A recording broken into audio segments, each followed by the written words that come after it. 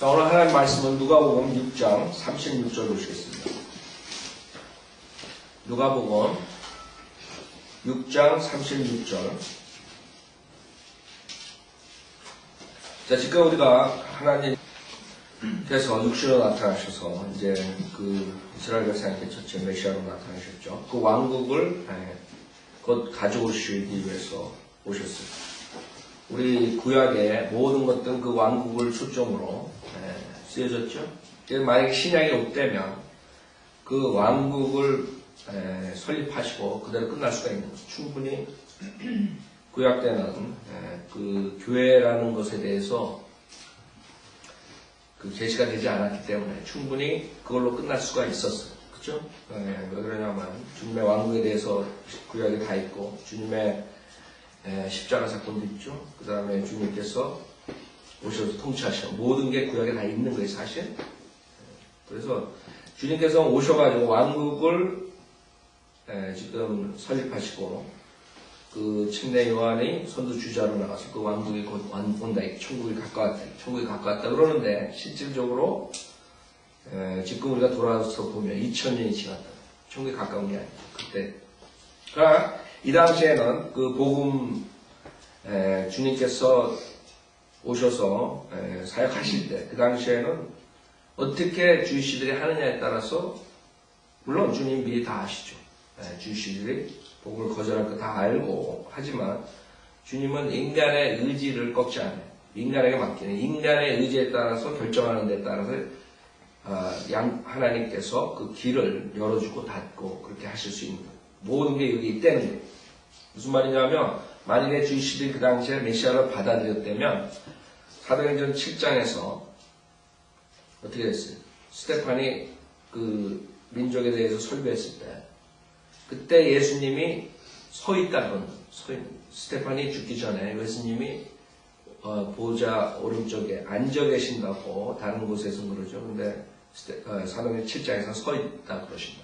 무슨 말이냐면 그때에 만약에 그 이스라엘 백성들이 민족적으로 그 당시에 가장 종교적인 지도자, 정치적인 지도자가 그 그룹이 사내들이에요. 그 사내들인 앞에서 설교를 한 거거든요.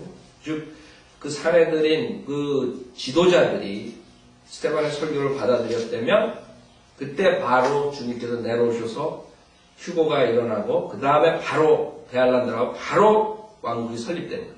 그러면 사도행전 7장에서는 복음서가 아직 기록되지 않았죠. 복음서가 기록되지 않았죠. 신약은 전혀 기록되지 않은 상태라. 그러나 하나님께서는 벌써 미리 다 보고 계시죠. 이스라엘 사람들이 안 받아들인. 그래서 그 인간이 어떤 쪽으로 가든 간에 주님은 벌써 다 여기에 커버하신 거예요. 미리 아시기 때문에. 그 다음에 이제 사도 바울을 바로 거기서 뽑아낸다. 그렇죠? 사도 바울을 뽑아낸 다음에 사도행전 9장서부터 사도 바울을 통해서 이제 교회의 신비, 그리스도의 몸에 대한 신비를 은혜 복음을 사도 바울한테 맡기는 거예요. 그때서부터 이제 은혜 복음이 시작됩니다. 그래서 여러분들이 그런 관점에서 마태복음 5장, 6장, 7장에 나오는 산상수훈 그와 비슷한 지금 누가복음 6장을 보라 했어요. 누가복음 6장은 산상수훈이 아니에요. 산상수훈은 마태복음 5, 6장에서는 산 위에서 말씀하시는 거예요. 여기서는 평지에서 말씀하신다고 여기 말씀하십니다. 그래서 비슷하다고.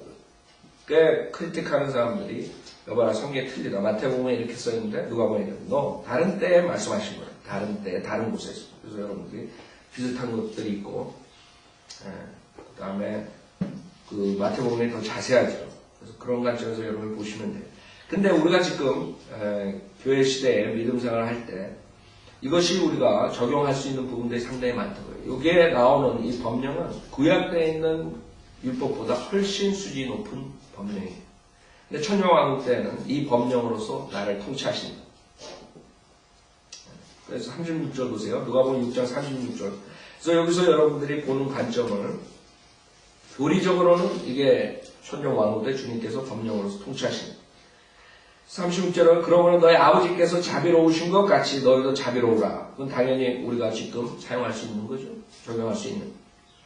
주님께서 여러분을 지옥으로부터 구원해 주셨어요. 자비로서. 여러분이 당연히 다른 사람한테 자비를 베풀어야 돼요. 그 다음에 37절에 판단하지 말라.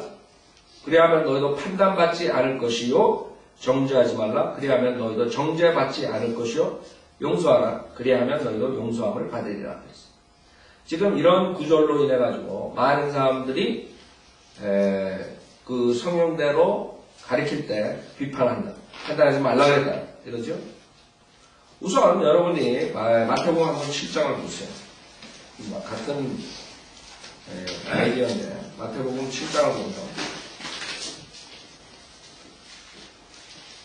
판단을 할 때 섣불리 여러분들이 판단하면 안 됩니다. 그거는 지금 우리 교회 시대에 당연히 우리에게 적용될 수 있는 부분들이라.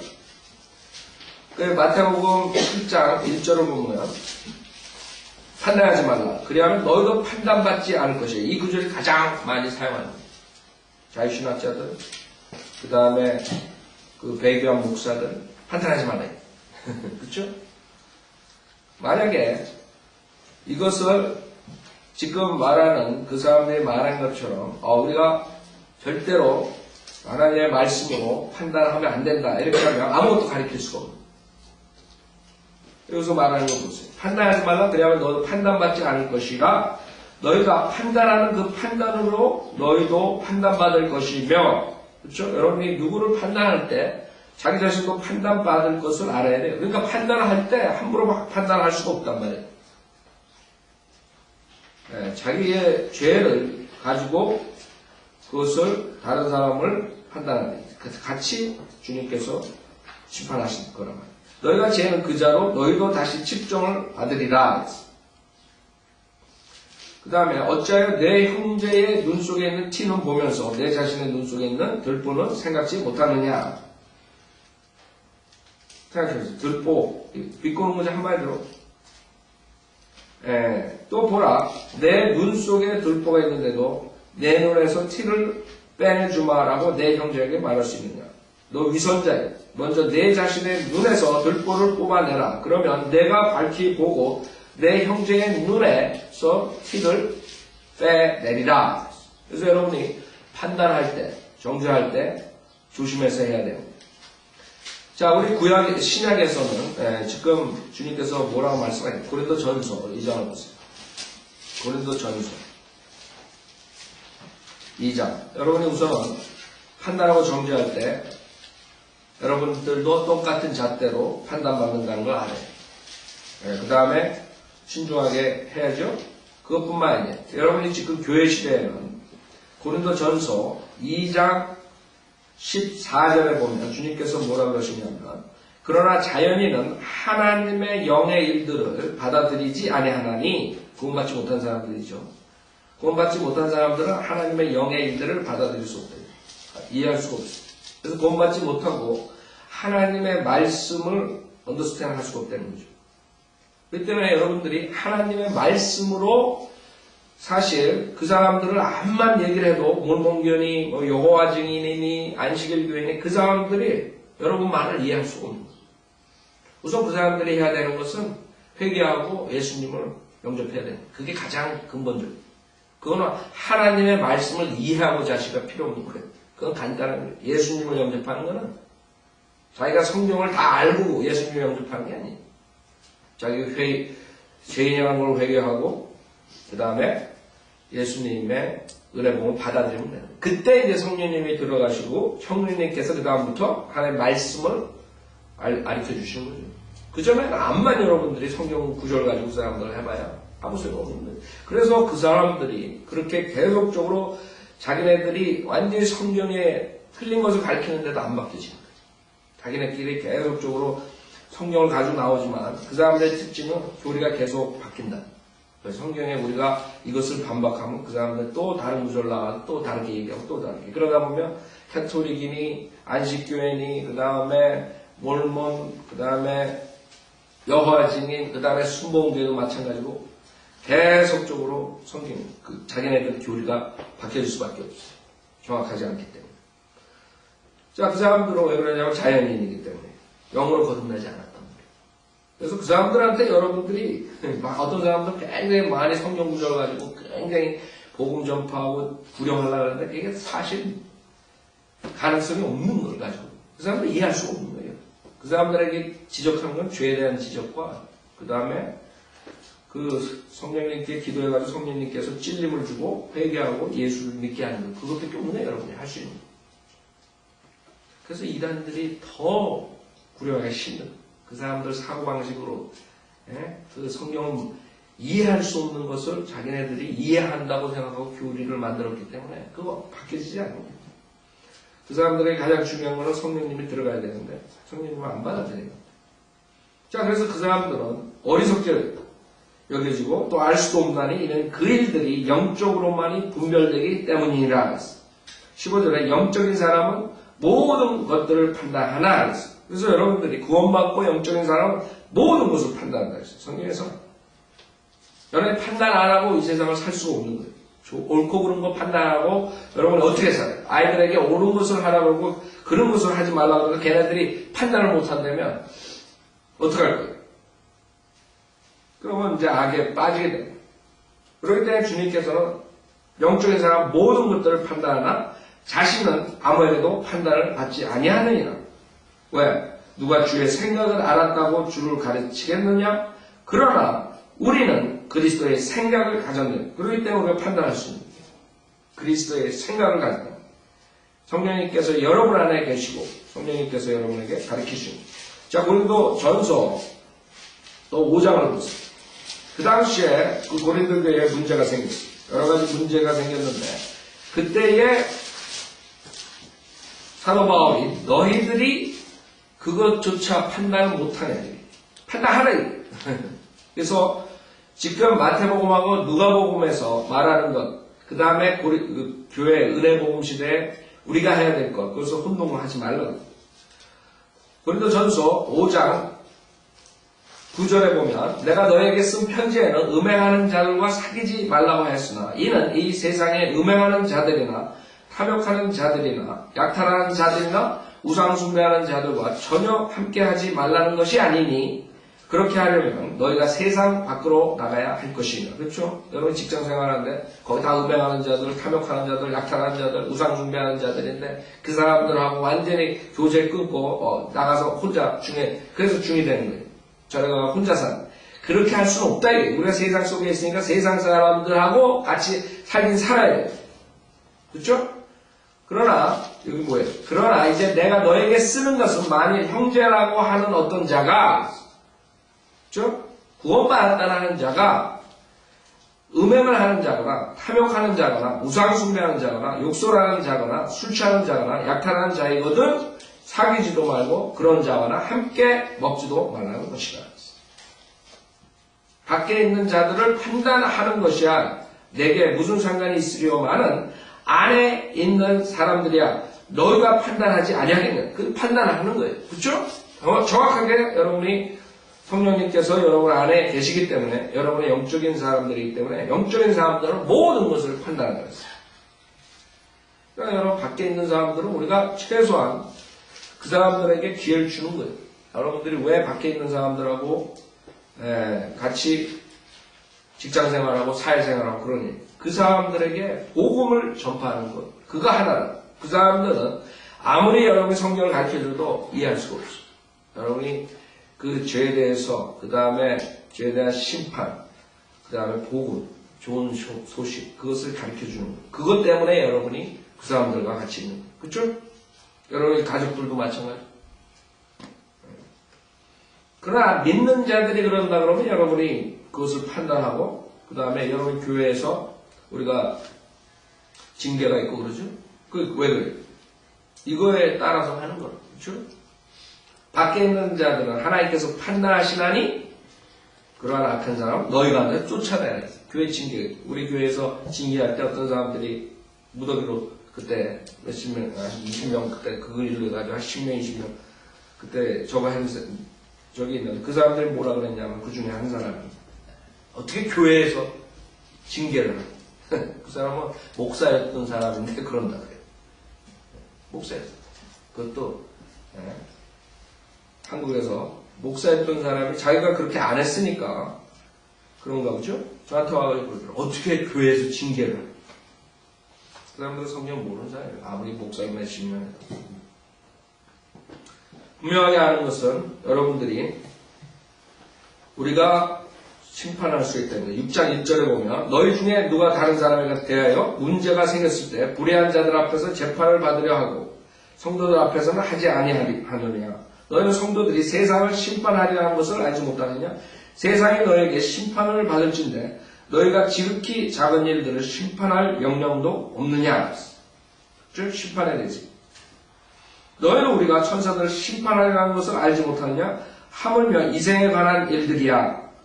너희가 이생에 관한 일들을 판단할 일이 있을 때 교회 안에서 가장 존경받지 못하는 자들을 판단하도록 세울지라. 비꼬는 거야. 너희들이 교회에서 일어나는 것은 어떻게 판단하고 거기서 옳게 그 다음에 그러게 그런 것들을 정확하게 해가지고 교회 치를 못하냐. 그런 비판하는 거지 한마디로. 내가 너희를 부끄럽게 하려고 이 말을 하는 거야. 그렇죠? 비꼬는 거라. 부끄럽게 하는 거야. 너희 가운데 현명한 사람이 없다는 것이 사실이냐. 자기 형제들 사이에 판단할 수 있는 사람이 정말 한 사람도 없느냐.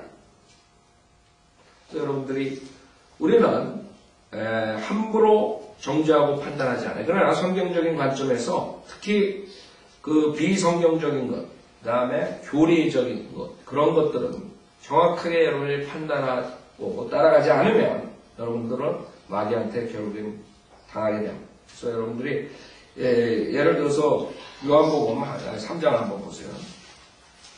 벌써 이 사람들은 그런 얘기를 할 때 왜 판단하냐? 뭐 여러분 구원 받으셨습니까? 거듭나셨습니까? 그러면 왜 판단하냐 사람은?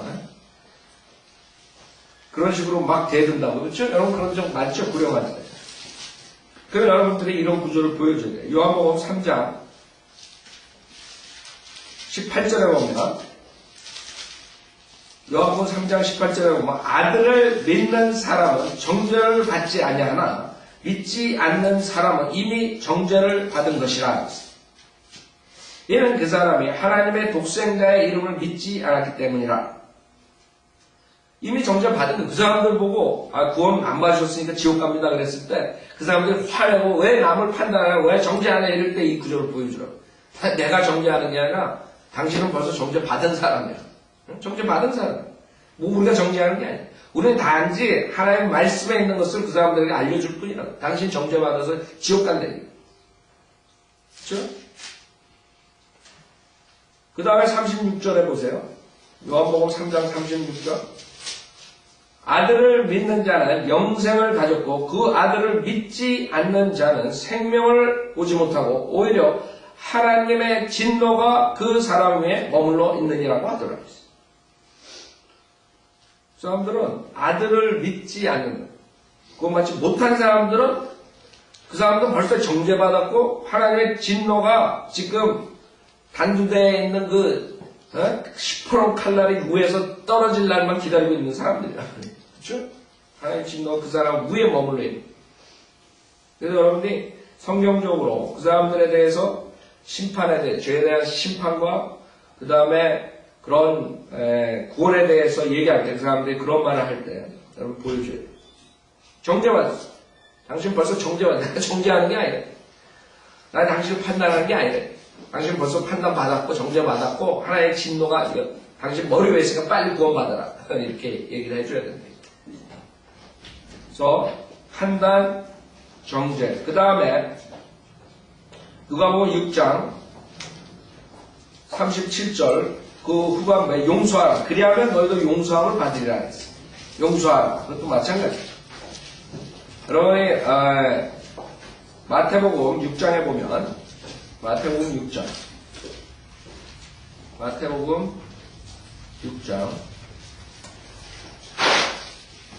14절 마태복음 6장 14절 마태복음 6장 14절 만일 너희가 사람들의 허물을 용서하면 하늘에 계신 너희 아버지께서도 너희를 용서하실 것이니라. 만일 그러나 만일 너희가 사람들의 허물을 용서하지 아니하면 너희 아버지께서도 너희의 허물을 용서하지 아니하실 것이니라. 자, 지금 여기 산상수훈에 나오는 이 법령은, 왕국 법령은 분명하게 여러분이 용서를 하나님한테 받으려면 사람들의 허물을 용서해야 돼요. 이게 행위권이에요. 그렇죠? 100% 행위권이에요. 여러분이 사람들을 용서하지 않으면 하나님께서 여러분의 죄를 용서하지 않는다. 여러분이 사람들의 허물을 용서하지 아니하면 너희 아버지께서 너희의 허물을 용서하지 아니하실 거예요. 분명히 행위권이에요. 그럼 우리 교회 시대에 사는 성도들은 어떻게 해야 되는지 예배소서 4장, 예배소서 4장. 여러분이 구원받기 위해서 행위를 하는 것이 아니라 구원받았기 때문에 주님께서 여러분에게 원하시는 거예요. 그게 다른 거예요. 여러분이 구원받기 위해서 교회 생활하는 게 아니에요. 구원받았기 때문에 교회 생활하는 거예요. 그것을 아셔야 되죠. 예배소서 4장, 예배소서 4장 32절에 보면, 예배소서 4장 32절에 보면 너희는 서로 친절하고 다정다감하며 서로 용서하되 하나님께서 그리스도를 위하여 너희를 용서하신 것 같이 하라 했어요. 여러분이 이제 구원받았기 때문에 여러분들은 서로 친절하고 다정다감하며 서로 용서하되, 그렇죠? 하나님께서 그리스도를 위하여 너희를 용서하신 것 같이. 그게 우리 신약교회 은혜복음으로 구원받은 성도들이 하는 것이요. 구원받은 것. 그 때문에 여러분들이 그 차이점을 알아야 돼요. 여러분이 만약에 그 용서하지 못하면 그 다음에 여러분의 열매가 없는 거예요. 주님께서 열매를 주지 않으시고 그 다음에 주님께서 징계하신 거예요. 그러나 지금 마태복음 6장에서 말한 것처럼 우리가 용서받기 위해서, 구원받기 위해서 이렇게 얘기하면 곤란합니다. 그러면 행위권이 됩니다. 자, 누가복음 6장 다시 보세요. 누가복음 6장 38절. 주라 그리하면 너희가 받으리니 사람들이 후히 되어 꼭꼭 누르고 잘 흔들어서 넘치게 하여 너희 품에 안겨주리라. 이게 지금 은사주의 목사들이 가장 남용하는 구절이죠. 사실 주님께서는 약속하셨죠. 주라 그리하면 너희가 받으리니 사람들이 후히 되어 꼭꼭 누르고 잘 흔들어서 넘치게 하여 너희 품에 안겨주리라. 이는 너희가 남에게 되어 주는 그 말로 너희가 되어 받게 될 것이기 때문이라 하시더라. 여러분들이 준 대로 받는, 그럼 뭐 씨 뿌린 대로 거두고, 이런 게 성경적인 거라. 우리가 지금 교회 시대 사도 바울이 고린도 후서 9장에도 마찬가지 권면하는 게 있다. 고린도 후서 9장에 보면 9장 6절부터 보면 고린도 후서 9장 6절. 그러나 내가 이것을 말하노니 적게 심는 자는 적게 거두고 넉넉하게 심는 자는 넉넉하게 거둔다는 것이라. 각 사람은 미리 마음속에 정한 대로 할 것이요 인색함이라 억지로는 하지 말아야 하리니 이는 하나님께서는 기쁨으로 드리는 자를 사랑하심이니라. 하나님께서는 너에게 모든 은혜를 넘치게 하실 수 있나니 모든 것을 언제나 너희가 필요한 대로 가질 수 있게 하심으로 모든 선한 일에 넘치게 하시려는 것이라. 기록되기를 그가 멀리 흩뜨리시고 가난한 자들에게 주셨으니 그의 의가 영원히 나음이라 한과 같으니 이제 씨 뿌린 자에게 씨앗을 공급하시는 분이 너희의 양식으로 빵을 공급하시며 또한 너희가 뿌린 씨를 번성케 하시고 너희의 의의 열매를 증가시키시리라. 모든 일에 부여하게 되어 간대한 연보를 하면 우리를 통하여 하나님께 감사드리게 하는 것이라. 그래서 여러분들이 당연하게 주님께서 씨 뿌린 대로 거두게 하신다. 자기의 희생을 하면서 드린 사람들은 그만큼 하나님께서 또 축복해 주시는 거예요. 많은 사람들이 그걸 남용하는 게 문제지 하나님의 말씀에 있는 거라. 여러분들이 씨 뿌린다는 거예요. 어떤 사람들 자기의 삶을 위해서 그 다음에 자기 것만을 위해서 사는 사람하고 자기가 주님을 위해서 드리는 삶을 희생적인 삶을 하는 사람들하고 당연하게 하나님께서 축복해 주신 게 틀리단 말이에요. 그건 당연합니다. 자, 누가복음 6장 39절. 그리고 나서 그들에게 비유로 말씀하시기를 소경이 소경을 인도할 수 있느냐? 둘 다 구덩이에 빠지지 아니하겠느냐? 예, 영적으로 이제 소경을 말하는 거죠. 비유한 거죠. 영적인 소경이, 영적인 아무것도 모르는, 하나의 말씀을 모르는, 그 다음에 구원받지 못하고 성령이 없는 이런 목사들이, 교사들이 사람들을 가리키고 있고, 그 사람들은 둘 다 구덩이에 빠지는 거예요. 40절에 보면 제자가 자기 선생보다 높지 못하나 온전한 자는 누구나 자기 선생과 같이 되리라. 이 제자에 대해서. 지금 누가복음 6장에 보면 20절에 보면 그때 주께서 눈을 들어 제자들을 보시고 말씀하시기를, 제자들에게 말씀하시는 거죠, 지금. 그래서 그 제자들, 자기 선생보다 높지 못하나 온전한 자는 누구나 자기 선생과 같이 되리라 그랬어요. 마태복음 10장을 보세요. 마태복음 10장. 제자와 선생. 마태복음 10장 25절을 보세요. 마태복음 10장 25절에 제자가 자기의 선생같이 되고 종이 그 주인같이 되며 그것으로 충분하리라. 그들이 그 집 주인을 비엘세불이라 불렀다면 그 집 가족들에게는 얼마나 더 심하게 하겠느냐. 24절에 보면 제자가 그 선생보다 종이 그 주인보다 높지 못하니라. 그래서 그 제자는 당연하게 선생보다 더, 선생이 그만큼 박해를 받아서 제자가 안 받겠는 얘기예요. 박해에 관해서 말씀하시는 거죠. 여러분들이 하나님의 말씀을 전파할 때 박해를 받는 얘기예요. 당연한 거예요. 왜? 여러분이 마스터가 박해를 받았다. 주님께서 박해를 받으셨다. 세상 사람들이 우리를 미워하는 것은 우리를 미워하는 게 아니라 사실 주님을 미워한다 그랬어요. 주님을 미워. 당연한 거예요, 여러분들. 그 다음에 여기서 온전한 자는, 그러죠? 이제 퍼펙이라는 단어가 나오는데, 성경에 퍼펙이라는 단어가 나올 때 여러분들이 거기에 따라서 그 문맥상에서 볼 때 그 어떠한 그 문맥에서 말하는 것에 대해서 여러분이 그것을 온전히 따라갈 때 말하는 거예요. 왜 그러냐면 퍼펙이라고 그랬을 때 인간은 누구나 퍼펙한 사람이 없어요. 구원받은 사람도 퍼펙한 사람들이고, 즉 죄가 없는 그런 사람은 없단 말이에요. 예수님 외에는. 그래서 퍼펙 그럴 때 sinless, 죄 없는, 그것이 아니라 지금 여기에 그 말하는, 누가복음 6장에서 말하는 이런 것들을 말하는 거예요. 예를 들어서 31절에 사람들이 너에게 해주기를 바라는 대로 너희도 그들에게 그와 같이 해주라. 만일 너희가 너희를 사랑하는 사람들만 사랑하면 너희가 무슨 감사가 있으리요? 죄인들도 자기들을 사랑하는 사람들은 사랑하는, 이런 것들을 행할 줄 아는 그런 퍼펙함을 말해요. 그래서 여러분이 성경을 보실 때 퍼펙 그러면 죄가 없는 사람, 세상에 죄가 없는 사람 하나도 없어.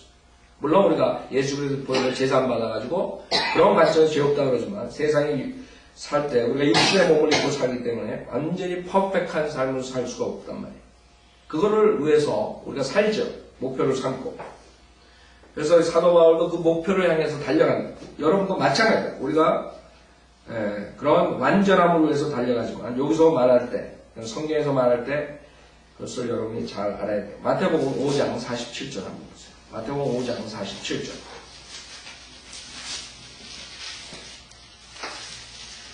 주님 외에 퍼펙한 사람이 어디 있어요? 죄 없는 사람. 그렇죠? 죄 없는 사람 없다고. 마태복음 5장 47절에 보면 또 만일 너희가 너희의 형제들에게만 무난하면 다른 사람들보다 더 나은 것이 무엇이냐? 세리들도 그같이 아니하느냐?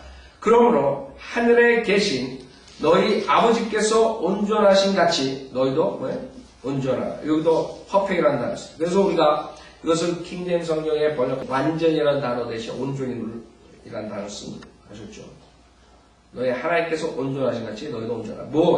지금 그 우절이다.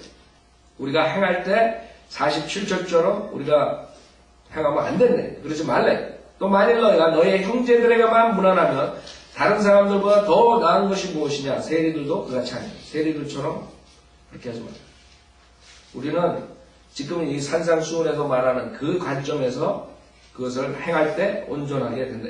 아셨죠? 그래서 여러분들이 이제 성경에 나올 때 그런 퍼펙트라는 단어가 할 때 이게 sinless를 말하는 게 아니에요. 그 관점에서 여러분이 온전하게 됩니다. 아셨죠? 자, 다시 누가복음 6장 보세요. 누가복음 6장 41절. 어찌하여 너는 내 형제의 눈 속에 있는 티는 보면서 내 자신의 눈 속에 있는 들보는 깨닫지 못하느냐. 마찬가지죠. 아까 판단하지 말라, 정죄하지 말라, 용서하지 말라. 그 다음에 마태복음 7장에서 판단할 때 여러분들이 그 잣대로 똑같이 판단받는다. 그 다음에 들보에 대해서 나오죠. 자기의 자신의 들보, 눈 속에 있는 들보. 그렇기 때문에 여러분들이 이것을 잘 생각해야 돼요. 내가 어떤 것을 판단하고 정죄하느냐. 제일 중요한 것들을 여러분이 해야 된다. 모든 사람은 불완전하다. 그렇기 때문에 완전하지 못하기 때문에 인간은 항상 인간들은 다 문제가 있어요. 그러나 여러분들이 어떤 문제를 문제 삼아야 되느냐. 예를 들어서 어떤 사람이 자기랑 밥을 먹는데 막 밥을 막 먹는다. 그런 거 가지고 문제 삼다. 그런 게 문제예요. 닛피킹이라는 닛피킹 하는 걸 하지 말라요. 예를 들어서 여러분들이 나가서 구령을 할 때 지옥에 가지 말라. 그 다음에 그 사람들의 죄에 대해서 심판에 대해서 얘기하는 거. 그런 것들을 말하는 게 그런 건 중요한 문제들이에요. 그렇죠? 그 다음에 어떤 사람들이 잘못 나갈 때 여러분들이 권고하고 그 다음에 얘기를 해주고 이런 것을 지금 말하는 게 어떤 사람들은 조그만 사소한 일, 아무것도 아닌데 자기의 의견과 견해 차이가 있으면 그걸 가지고 막 그거 한다. 그런 것들을 하지 말라 이게. 자기는 들보가 있으면서 그 다음에 사람들, 형제들 틱 있는 것을 빼내주겠다는 곤란한 거예요. 그래서 주님께서 여기서 위선자라는 그런 사람들 보고 위선자예요. 위선자예요. 누가복음 6장 42절에 위선자여 먼저 내 자신의 눈에서 들보를 뽑아내라. 그러면 내가 명확히 보고서 내 형제의 눈 속에 있는 티를 빼내리라. 닥터 라코만이 한 예를 들었는데 어느 교회 가서 설교를 하는데 그 교회에서 막 그 사람들이 도전받고 구원의 역사도 일어나고 그래가지고 본인 생각에 아주 하나님께서 많이 축복해줬다.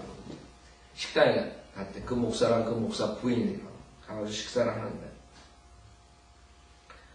그 다음에 인바이트를 안 하더래. 초청을. 매년 이제 목사들이 이벤젤리스트의 목사들이 가서 초청을 해가지고 우리가 바로 코골 목사 계속 오게 하죠. 그다음에 코골 목사가 만약에 뭐가 문제가 있으면 요리저리로 우리가 그 다음에 부르지 않는다. 그렇죠? 그러나 우리에게 주님께서 그 목사님을 통해서 우리에게 영적으로 티칭해주고 그렇기 때문에 인바이트 하는 거예요. 그러니까 한 5년이 지났대요. 인바이트를 안 해가지고 왜 그런가 이제 혼자서 그럴 수도 있으니까.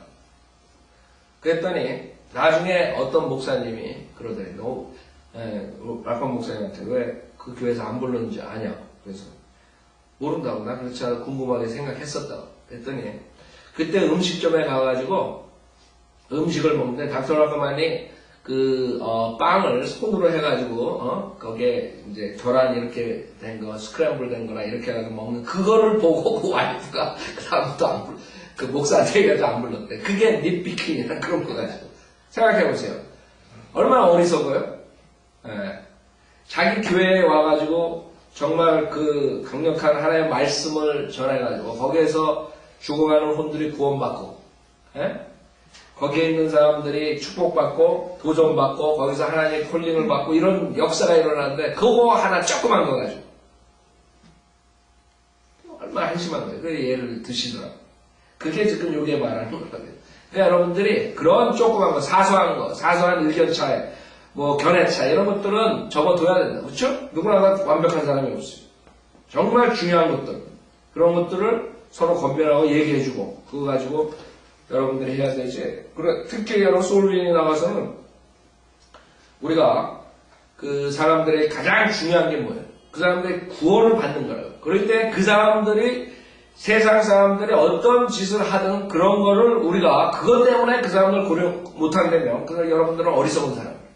세상 사람들은 다 이 세상의 정욕으로 사는 사람들인데 그걸 가지고 그것 때문에 여러분이 구령하는 것을 못한다. 여러분은 가가지고 집집마다 다니고 아니면 어떤 사람을 갔을 때 그런 것들은 접어둬야 돼요. 제일 중요한 게 당신은 지금 죄인이 되어 죽어서 지옥 가는 거예요. 예수님께서 당신 구해주시러 오셨다. 예수님을 믿고 구원받아. 그러면 그 사람들이 여러 가지 문제점들이 있단 말이에요. 그걸 가지고 그 얘기거리를 만들게 되면 그 다음에는 그 사람 구령할 수가 없는 거예요.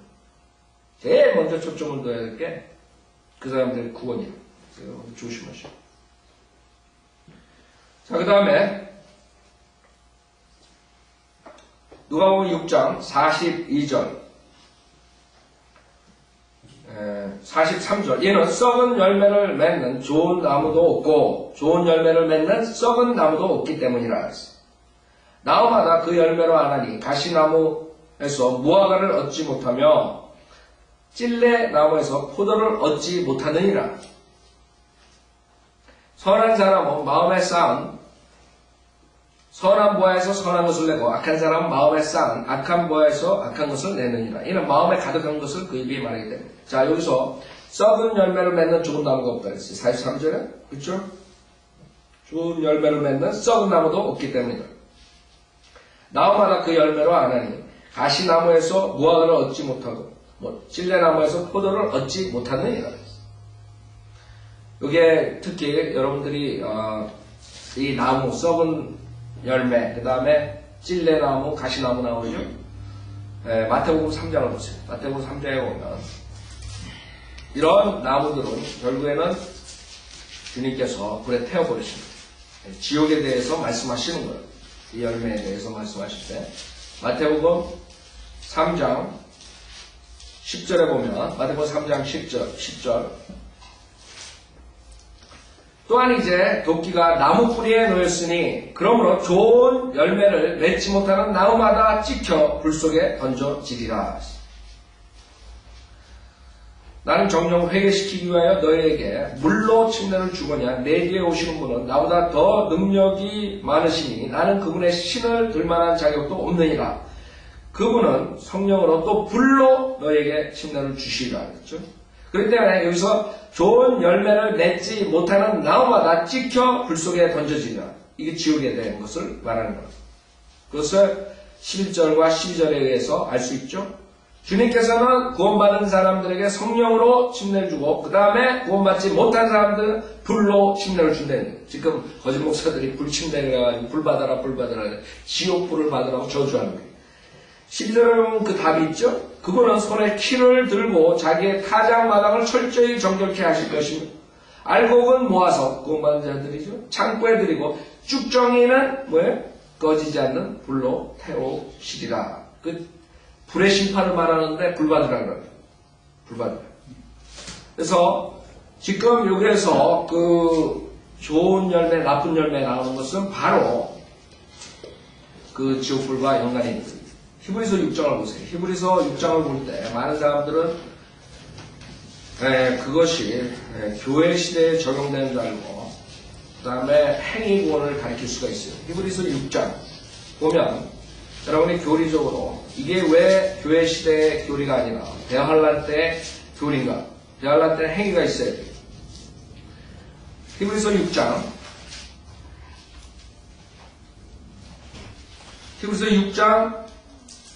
8절에 보세요. 히브리서 6장 8절 만일 가시와 엉겅퀴를 내면 버림을 당하고 저주함에 가까워서 그 마지막은 불사름이 되기 때문이라. 그렇죠? 여기서 지금 말하는 것이 뭐예요? 이게 지옥에 대한 것을 말하는 거예요. 만일 다시 엉겅퀴를 내면 버림을 당하고 저주함에 가까워서 그 마지막은 불사름이 되기 때문이라. 그 다음에 6절에 보면 만약 떨어져 나간다면 다시 새롭게 하여 회개시킬 수 없나니 이는 그들이 스스로 하나님의 아들을 다시 십자가에 못 박아 공개적으로 조롱함이라. 불못에 대한 얘기, 지옥에 대한 불에 대해서 얘기하는 겁니다. 우리가 구원받은 사람들은 절대로 지옥에 갈 수가 없어요. 그러나 대안할 때는 그 믿음을 지키지 못하면 저주받을 수 있는. 그렇기 때문에 여러분이 히브리서 읽을 때 조심하셔야 됩니다. 사무엘하 23장 보세요. 사무엘하 23장. 주님 그 나무와 가지에 대해서 많이 말씀하시는데 사무엘하 23장.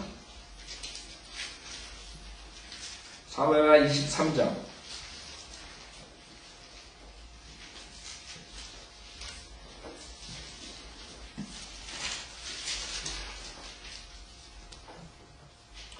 알겠어요.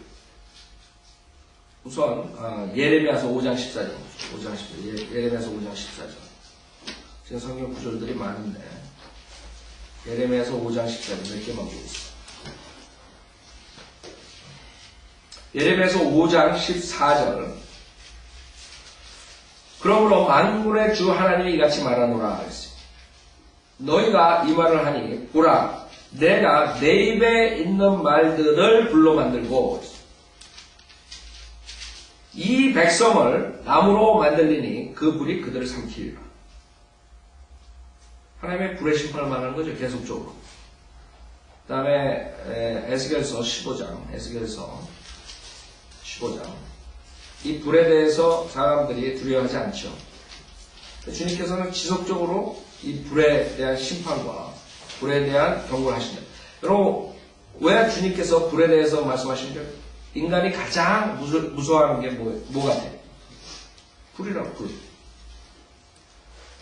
여러분, 고층 빌딩에서 불 났을 때, 9.11 사태 때도 그렇죠? 그쪽에서 그 사람들이 그 옥상 그 높은 데서 어떻게 죽을 줄 알면서 뛰어내려요. 빌딩의 위에서 뛰어내려요.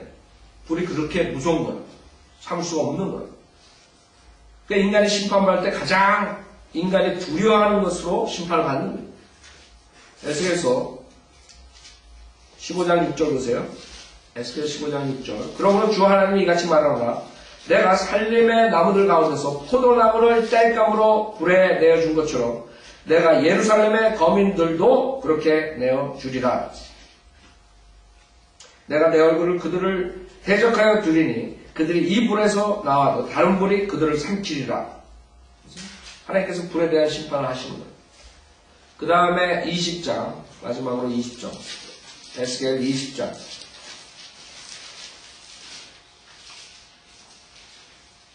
에스겔서 20장 46절부터 보세요.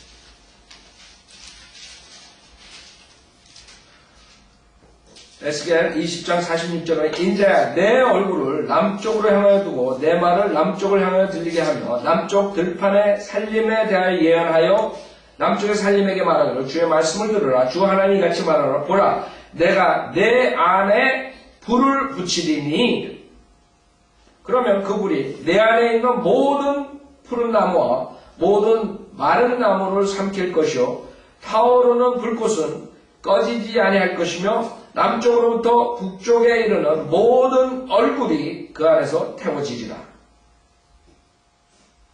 이 나무, 가지, 그 다음 불, 이건 실질적인 불의 심판을 말하는 거거든요. 인간에 대한 그 죄인에 대한 하나님께 경배하지 않고 하나님을 거절하고 하나님 말씀 무시하는 자들이 결국에 종말이 뭐예요? 불에 태워지는 거예요. 어떻게 할 수 있어요? 48절에 모든 육체는 나 주가 그것에 불 붙인 것을 보리니 그것이 꺼지지 아니하리라. 그렇죠? 불못이라. 지옥불이라. 이게 그냥 주님께서 나무 모아가지고 가지 모아가지고 그냥 태워버리는 그걸 말하는 게 아니에요. 하나님의 심판이에요. 불에 대한 심판을 말씀하셔요. 49절에 근데 사람들이 49절을 보면 뭐라 그래요? 그때 내가 말씀드리려 주 하나님이여 그들이 나에 대하여 말하기를 그는 비유를 말하지 아니하는가. 여호와 증인 안식일교회 이런 사람. 여러분 불에 대해서 얘기하잖아요. 에이 불못은 없다. 지옥은 없다. 그 사람 절대로 안 말해요. 그 다음에 누가복음에 대해서 부자와 나사로에 대해서 얘기하면 그것은 비유다 이런다고. 그렇죠? 그 사람들이 여기 9절에 나오는 거예요. 절대로 불못은 없다. 지옥은 없다. 비유다. 그것은. 결국엔 지옥을 비유라 그러는 사람들은 지옥에 갈 수밖에 없어요. 그러니까 얼마나 어리석어요. 하나님께서 지옥의 불에 대해서 경고를 수천 년 동안 하시고 있는데 인간들은 거절합니다. 비유다 하고 거절하고 비유다. 하나님께서 얼마나 자비로우세요. 몇천 년 동안 지금 경고하신 거예요. 몇천 년 동안 불에 대한 심판에 대해서 경고하셔. 몇천 년. 그래서 사람들 안 받아들여요. 결국에 걸로 가는 거예요. 하나님 잘못이 아니에요. 많은 사람들 하나님 잘못이에요. 정말에. 왜 하나님께서 3,000년 동안 불에 대해서 경고를 하는데 안 받아들이냐. 하나님께서 불로 태웠네. 불로 벌치. 자, 여기서 마치죠.